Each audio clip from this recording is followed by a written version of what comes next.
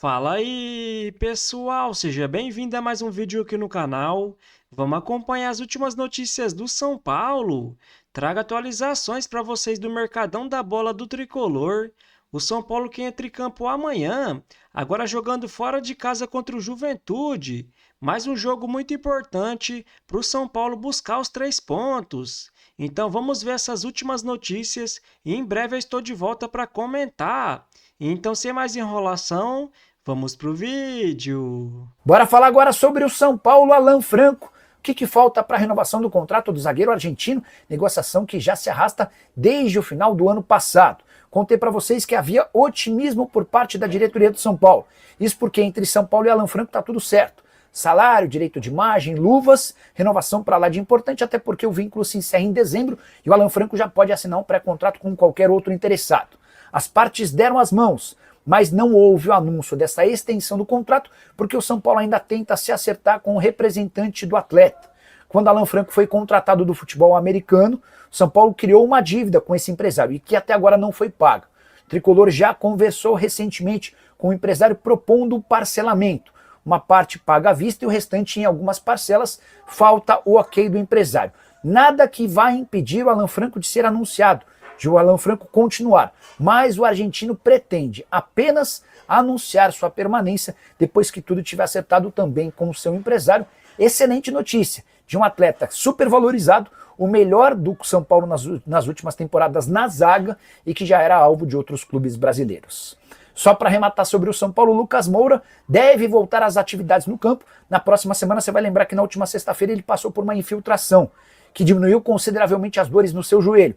Se a partir da semana que vem esse quadro de menos dor se mantiver com os trabalhos em campo, a tendência é que ele volte a jogar em 3 de agosto contra o Internacional ou na Copa do Brasil, jogo seguinte, contra o Atlético Paranaense. O São Paulo agora está buscando jogador, não sei como, quer um jogador versátil para a lateral direita. O Mike, que é da base, voltou a treinar depois de uma lesão, pode ser uma opção para o Crespo. E também, depois da lesão do Oscar, que machucou as vértebras, a diretoria estuda meias no mercado. Eu quero saber como que o São Paulo vai conseguir fazer isso sem ter um centavo para gastar. Versatilidade, criatividade e tal. Enfim, São Paulo vai tentar contratar alguém aí. Ontem apresentou o Tapia. Você tá de meia? Não? Eu tô. Tá bom. Por quê? A minha é curtinha, mais ou menos. Sabe aquela meia? Sei, aquela do meinha. São Paulo. Essa coisa, ela é tão curiosa, é para brincar um pouco, porque os caras estão brigando aqui. Essa coisa de ter duas necessidades, se você tentar preenchê-la com um jogador, ela vem sendo a tônica do São Paulo nessa temporada. Porém, Isso. é verdade, vou te explicar verdade. o histórico. A cada lesão de algum jogador importante, o pensamento de direcionamento é para um cara que faça as duas funções mais carentes. Exemplo, o São Paulo ia contratar o Thiago Mendes, que hoje está no Vasco. Por que o São Paulo ia contratar o Thiago Mendes? Porque o Alisson e o Pablo estavam machucados, o Marcos Antônio talvez não ficasse, e o Thiago Mendes poderia ser um cara que joga nas 3 posições no meio de campo e às vezes na lateral direita, que o São Paulo ia perder o Igor Vinícius. Aí, o que acontece? Se machuca, tem ruptura do cruzado do Caleri. Aí, putz, entre contratar o Thiago Mendes que faz isso e um centroavante, você não tem um centroavante e tal, não, vamos contratar, vamos investir dinheiro do Thiago Mendes no Dineno. Dineno. Aí vai. Agora, a lacuna maior é a zaga e a lateral direita, porque saíram o Igor Vinícius e o Juan Tressoldi, né? Um era lateral e o outro era zagueiro. Eles eram 2, né? Pois bem, quando o São Paulo estava preparado para investir mais num lateral e num zagueiro, o Rian Francisco rompe o cruzado na base, que era o segundo atacante. O São Paulo, na época, queria um lateral, um zagueiro e um atacante de lado, já que já tinha vendido o William Gomes, o Matheus Alves estava sendo vendido. Pensou até no Sousa lá do Palmeiras, achando que o Casares estava bem com o Marinax, que é o dono do Nottingham Forest. Enfim, quando machuca o Rian, putz, vamos no mercado um atacante que faça o lado, mas também faça o centro, o Tapia. Então o Tapia joga de lado, mas se quebrar o galho, como foi contra o Corinthians, ele vai de centro, porque não tem nem o Caleri e nem o Rian. E aí, não sobrou dinheiro para 2. nem pro lateral, nem pro zagueiro. Então tem que ser um cara que faça as duas coisas, tipo o Ferrarese. Pensa bem, se o São Paulo tá jogando, não servia o Ferrarese de lateral anteriormente, no Zeboio Dia, porque o Ferrarese não é um lateral que avança. Então não dá para cobrir duas posições com uma pessoa só, por mais versátil que ela seja, não dá. Então assim, né, essa é a formação do elenco para essa temporada, né? Que é um elenco que tem algumas virtudes, mas é um elenco imaginário, né? Porque nunca estão todos reunidos. Agora o Oscar vai ficar fora por 2 meses. E o São Paulo, aí eu acho que esse é o dilema, como a gente estava discutindo. O Palmeiras tem condição de, mesmo não estando jogando bem, de caminhar nas 3 frentes, sonhando com as 3 frentes. O São Paulo está disputando as mesmas competições do Palmeiras, com um elenco que parece que são outras séries. A única coisa comum é que eles ocupam o mesmo lugar na Barra Funda de treinos e são clubes da capital. Podem até fazer um jogo parelho. E estão disputando as mesmas competições. O São Paulo tem que fazer opção. O São Paulo não tem o Corinthians no mata-mata da Copa do Brasil, né? Que é o adversário do Palmeiras, que é um clássico que se impõe. Pelo que eu entendi, o Flamengo... Olha lá, o São Paulo está mais... pela política de contratações, jogadores em final de contrato mais velhos, mais parecido com o Flamengo, para você ter uma ideia, do que com o Palmeiras. Pelo que eu entendi do Flamengo até agora, pode ser que eles roam a corda. O Flamengo, na Copa do Brasil, contra o Atlético, ele vai colocar um time alternativo. Porque a conclusão é que o Flamengo não tem um elenco hoje capaz de disputar as 3 frentes. Ele briga pela liderança do brasileiro, a Libertadores, e vai colocar um time alternativo na Copa do Brasil. O São Paulo vai ter que fazer uma opção dessa, cara. O São Paulo não tem um elenco para jogar 3 frentes, jogadores, né? E acho que a vitória sobre o Corinthians deu um alento, uma esperança. O São Paulo jogou mais contra o Corinthians do que o Palmeiras contra o Galo. A questão é que tem o amanhã, não é só o Corinthians. Ganhar do Corinthians é comum hoje no Morumbi, foi o que a gente falou ontem. A vitória do Corinthians sobre o Corinthians no Paulista, sobrou diante do Corinthians, não quer dizer nada. O jogo seguinte contra a Portuguesa foi mais difícil que o jogo do Corinthians. E o jogo do Juventude vai ser mais difícil que o jogo do Corinthians. Não é um jogo só, no Morumbi, com todo mundo mobilizado, que vai determinar a temporada do São Paulo, né? Tá, mas também não significa que não quer dizer nada. É diferente. Não. Tem vários pontos interessantes. É diferente. Acho que formação... já teve o do Red Bull que foi bem, né? Sim, mas aí... Sim, há um ponto de evolução, cara. Claro, mas aí, mas eu só estou dizendo em perspectiva, né? Não, para sair do rebaixamento não significa nada mesmo. Precisa de uma sequência de resultados. Exato. Aí sim. Exato. Entendeu? Mas... E aí você vê, o São Paulo vai a Caxias com todos os zagueiros pendurados, o Bobadilha, que foi a grande novidade do Crespo na formação, pendurado. Então daqui a pouco você vai ter os desfalques por suspensão. E quem joga? Né? Então tem essa circunstância toda, o elenco do São Paulo é muito curto. Eu até entendo, pegando a flanela para mim, que diante dessa, e nós vamos ver se depois se vale a pena, porque a minha impressão, Massini, não é que o São Paulo não está seguindo o plano à risca, é que o São Paulo, desesperado por um resultado financeiro, está negociando mal, está se desfazendo de qualquer forma, atrás de um número sem... E aí, quando você vai para o mercado, eu estou falindo, se você, por 10 conto eu vendo qualquer um, você vende mal. Então você vende um jogador... São Paulo está no momento, família vende tudo. Exatamente, família vende tudo, né? Então você vende mal, o cara faz falta. Barato. E barato. Só uma coisa, ele citou os pendurados e a mobilização contra o Corinthians. Falei com um cara do Corinthians, ele disse assim, cara, a gente assistindo o jogo do São Paulo e Red Bull, os jogadores todos que iam para cima dos caras do Red Bull no São Paulo, os do São Paulo recuavam. Ninguém fez a falta, cara, para não tomar o amarelo, para estar contra o... Só que em Caxias, por exemplo, se precisar o pau cantar, vai cantar e acabou. Por que ninguém tomou cartão? Só o Alisson tomou cartão contra o Corinthians? Porque isso é mérito do técnico. Não existe só o técnico que tem um outro perfil, que não toma cartão, o técnico, que tem um outro tipo de comando, que delegou responsabilidades. Ou você, né, fica com a flanela do departamento médico, o outro fica com a flanela da contratação. O técnico mudou um pouco essa situação e acho que ele fez certo em termos estratégicos. Ele tirou um pouco a bigorna das costas, né? Mas é apenas uma partida, são 3 pontos, são 3 vitórias no Campeonato Brasileiro, né? Em Caxias, o São Paulo acho que venceu 2 vezes na vida, O Juventude é fraco, mas não é garantia que o São E Paulo. o empate lá é ruim. Então, Não é ruim? É ruim. é isso que eles estão falando. Né? Você acha ruim?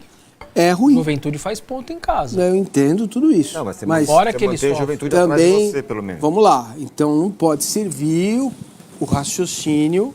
O São Paulo, mesmo com dificuldade, com poucos jogadores, tem mais time que o Juventude, certo? Sim. Então o São Paulo tem que ir lá mobilizar e ganhar o jogo. Porque isso vai dar ao São Paulo mais uma vitória, mais duas, acabou a história de rebaixamento, acaba o primeiro turno e você pode até olhar para as Copas de outra forma. Entendeu? E administrar o Campeonato Brasileiro. Não dá para achar que o jogo contra o Juventude é um adversário. Nossa, meu Deus! Vamos que o São Paulo faça 6 pontos contra a Juventude e Fluminense. 6 pontos? É. Ganhou os dois jogos? Flanelinha na minha mão. Por que não? Fez Só- 4. São Paulo ganhou um jogo fora de casa, né? Calma, é uma Mas eu hipótese. tô com a flanela, Ah, é minha, seis- é minha eu acho que hipótese. 6 pontos. Deixa eu falar onde eu quero chegar. Vai poupar contra o Atlético Paranaense nessas Não vai. circunstâncias? Não vai poupar porque eles não têm coragem de fazer isso. Eles querem a grana da classificação da Copa do Brasil, então eles empurram pro técnico. Eu estou curioso, Aí ferrou, hein? porque o Crespo já passou por Se isso da fizer outra 6 vez. pontos, ele não tem que poupar? Claro. Preciso responder agora se Puma Rodrigues, lateral direito uruguaio de 28 anos de idade, pode virar reforço do São Paulo. O jogador está negociando a rescisão do seu contrato com o Vasco, completamente fora dos planos do técnico Fernando Diniz nas 3 partidas pós-Copa do Mundo. Foi reserva em 2 contra Botafogo e Del Valle e nem sequer foi relacionado para a partida contra o Grêmio. Tem contrato até dezembro, precisa jogar para voltar a ser convocado para a seleção uruguaia. Até por isso, o Vasco e o Puma tentam chegar a um acordo. O nome do atleta foi oferecido ao São Paulo até porque o tricolor busca um lateral direito. A informação que eu obtive é de que o São Paulo não se animou com a ideia, mesmo lembrando que o Puma tem apenas 5 partidas no Campeonato Brasileiro, o que permite a ele se mudar para outro clube da Série A. Só para completar, a situação do Puma é tão ruim no Vasco que o Paulinho, que estava sendo negociado por empréstimo com Volta Redonda, o negócio foi cancelado. Saideira sobre o São Paulo, importante lembrar você e também os dirigentes do Tricolor, que o São Paulo hoje já conta com 9 estrangeiros. O limite é justamente de 9 por partida, embora um só volte em 2026. Eu me refiro a Jonathan Calleri. Então vamos comentar sobre essas últimas notícias do São Paulo. E o Tricolor segue no mercado em busca de reforços. Até agora na janela, o São Paulo fechou apenas com Gonzalo Tapia, que veio do River Plate. Agora o Tricolor busca um jogador que seja versátil, que faça a lateral direita e a zaga. Até porque na lateral direita, o Igor Vinícius foi para o Santos e na zaga, o Juan Tressoldi foi devolvido para o Sassuolo. Eu não concordo muito, até porque se chega um lateral que também faça a zaga, vai ser muito defensivo. E no momento, o São Paulo jogando com essa linha de 3 zagueiros, precisa de um ala mais ofensivo, até porque nem o Cedric na direita e nem o Enzo Dias na esquerda sobe muito, mas contra o Corinthians o Wendel foi titular e jogou muito, então na lateral esquerda já começa a se resolver. Agora na direita, na minha visão, o São Paulo precisa de um lateral mais ofensivo, até porque no elenco o São Paulo já conta com o Ferrarese, que pode fazer a lateral e também a zaga. O Tricolor também busca mais um meio-campista, até porque o Oscar sofreu uma lesão e deve voltar entre 1 a 2 meses. E o meio-campista Matheus Alves foi vendido para o CSKA. E se pintar uma oportunidade de mercado, o Tricolor também quer mais um ponta. E após um empate e uma vitória, nos 2 últimos jogos, o São Paulo entra em campo amanhã, agora jogando fora de casa contra o Juventude. No dia 27, o Tricolor vai jogar em casa contra o Fluminense. No dia 31, tem o primeiro jogo das oitavas de final da Copa do Brasil. O São Paulo joga em casa contra o Atlético Paranaense. E no dia 3 do mês que vem, vai jogar fora de casa contra o Internacional. No dia 6, tem um jogo de volta da Copa do Brasil, agora fora de casa contra o Atlético Paranaense. E no dia 9, o São Paulo joga em casa contra o Vitória. Já no dia 12, tem o primeiro jogo das oitavas de final da Libertadores. O São Paulo enfrenta o Atlético Nacional jogando fora de casa. E eu acho muito engraçado alguns comentaristas que vive falando que o time do São Paulo é fraco, que o elenco é limitado, que não sei o quê, que o São Paulo atravessa uma grave crise financeira, que precisa fazer alguma coisa.